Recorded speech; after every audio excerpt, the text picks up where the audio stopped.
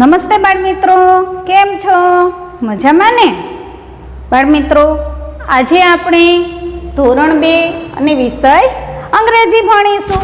તો અંગ્રેજીની અંદર બાળમિત્રો આપણે આગળ પહેલી અને બીજી એબીસીડી જોઈ ગયા છીએ.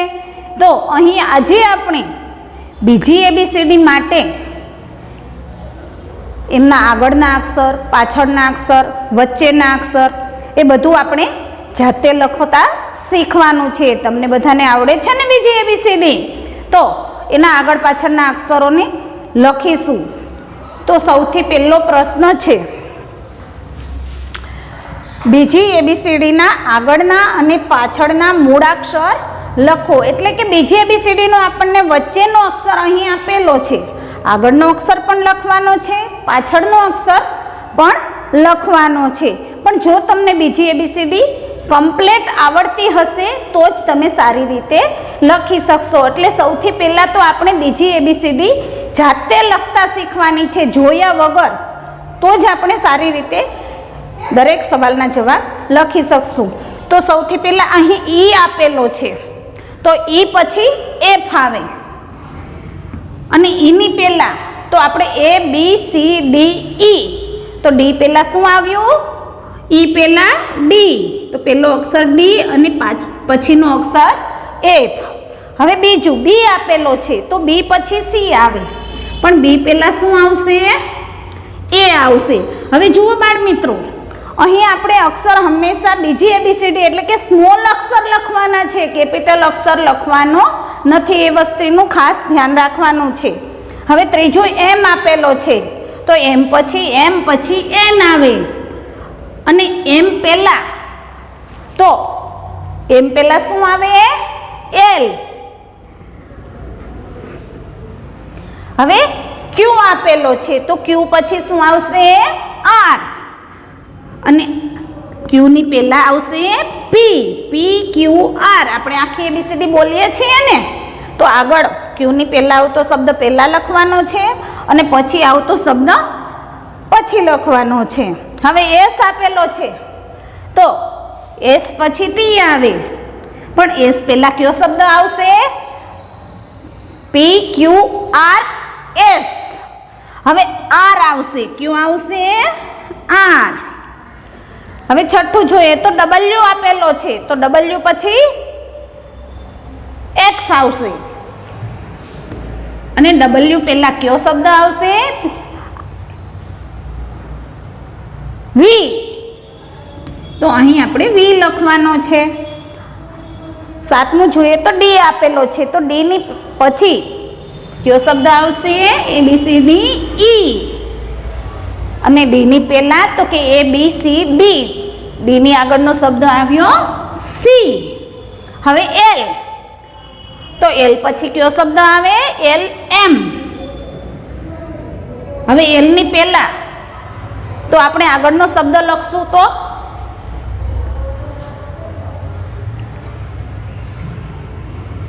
કે.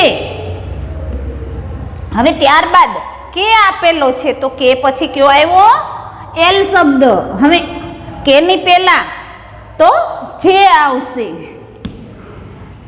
હવે આર શબ્દ આપેલો છે, તો આરની પછી આવશે એસ. અને આરની પહેલાં કયો મૂળાક્ષર આવશે? ક્યુ. Q R S. તો બાળમિત્રો, આ રીતે આગળ અને પાછળનો મૂળાક્ષર તમારે જાતે લખવાનો છે. એ માટે તમારે બીજી એબીસીડી ખાસ તૈયાર કરવાની રહેશે. હવે જોઈએ પ્રશ્ન નંબર 2. બીજી એબીસીડીના વચ્ચેના મૂળાક્ષર લખવાના છે. અહીં આપણે આગળ અને પાછળનો પહેલા પ્રશ્નમાં જોઈ ગયા. હવે અહીં આપણને આગળ અને પાછળનો આપેલો છે, પણ વચ્ચેનો મૂળાક્ષર લખવાનો છે. તો એ તો એકદમ સહેલું છે કે પહેલા અક્ષર પછી આવતો અક્ષર આપણે લખીએ એટલે આપણને વચ્ચેનો મૂળાક્ષર મળી જશે. હવે ડી, તો A B C D E. D પછીનો મૂળાક્ષર આવે ઈ. ઈ પછી એફ તો આપણને આપેલો છે.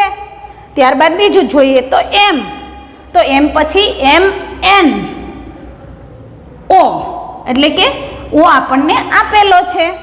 એટલે આપેલો વચ્ચેનો મૂળાક્ષર લખવા માટે તો કે પહેલા અક્ષરની પછીનો અક્ષર આપણે લખીશું એટલે આપણને વચ્ચેનો મૂળાક્ષર મળી જશે. વી પછી આવશે ડબલ્યુ, VWX જે લખેલો છે.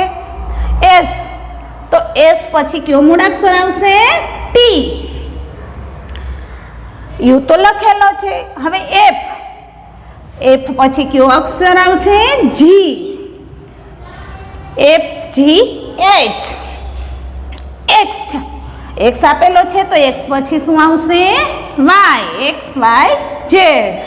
હવે અહીં જી આપેલો છે તો જી પછી શું આવશે? H, GHI. જે તો જે પછી કયો મૂળાક્ષર આવે? કે, JKL. એ આપેલો છે તો એ પછી A, B અને C. બી તો બી પછી મૂળાક્ષર, બી પછીનો મૂળાક્ષર છે સી. બી, સી અને ડી. તો આ રીતે આપણે વચ્ચેના મૂળાક્ષરને લખતા શીખ્યા. હવે બાળમિત્રો પ્રશ્ન નંબર 3 છે. બીજી ABCDના આગળના મૂળાક્ષર લખો. તો આગળના મૂળાક્ષર લખવા માટે આપણે અહીં આગળનો અને પાછળનો બે લખ્યા છે તો એના ઉપરથી પણ આપણે લખી શકીએ અથવા તો આપણને ABCD આવડતી હોય તો આપણે એકદમ સહેલાઈથી આગળનો મૂળાક્ષર લખી શકીએ. તો સૌથી પહેલાં આપણને આપેલો છે ઈ. તો ઈ પહેલાં કયો મૂળાક્ષર આવશે? ABCD. ઈની આગળ આવ્યો ડી તો અહીં આપણે ડી લખવાનો છે. પછી બીજું જી આપેલો છે તો જીની પહેલાંનો મૂળાક્ષર કયો આવે? EFG. તો આગળનો મૂળાક્ષર આવશે એફ. હવે ત્રીજું તો આઈ આપણને આપેલો છે તો આઈ પહેલાંનો મૂળાક્ષર H, GHI. હવે એન આપેલો છે આપણને તો એનની પહેલા મૂળાક્ષર કયો આવશે?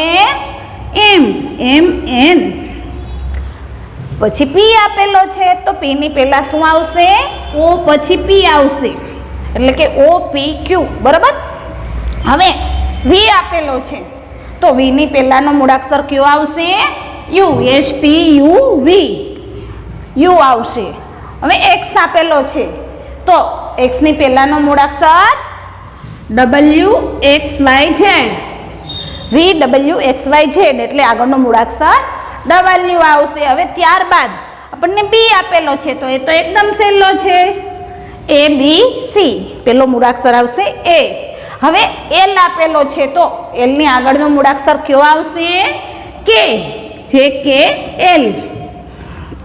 હવે ત્યારબાદ યુ આપેલો છે તો યુની પહેલાનો મૂળાક્ષર કયો આવશે? STU એટલે કે ટી આવશે. તો આ રીતે આપેલા મૂળાક્ષરની આગળનો મૂળાક્ષર તમારે પણ જાતે લખવાનો છે. હવે આપણે જોઈશું પ્રશ્ન નંબર 4. હવે પ્રશ્ન નંબર 4ની અંદર આપણે અહીં આગળનો મૂળાક્ષર લખ્યો. હવે બીજી ABCDના પાછળના મૂળાક્ષર લખવાના છે. પહેલો અક્ષર આપેલો છે અને પછીનો એટલે કે પાછળનો મૂળાક્ષર આપણે લખવાનો છે. તો પહેલો અક્ષર આપેલો છે સી. સી પછી શું આવશે? ડી. સી. હવે એલ આપેલો છે તો એલ પછીનો મૂળાક્ષર કયો આવશે? એમ, LMN. ટી તો ટી પછીનો મૂળાક્ષર યુ.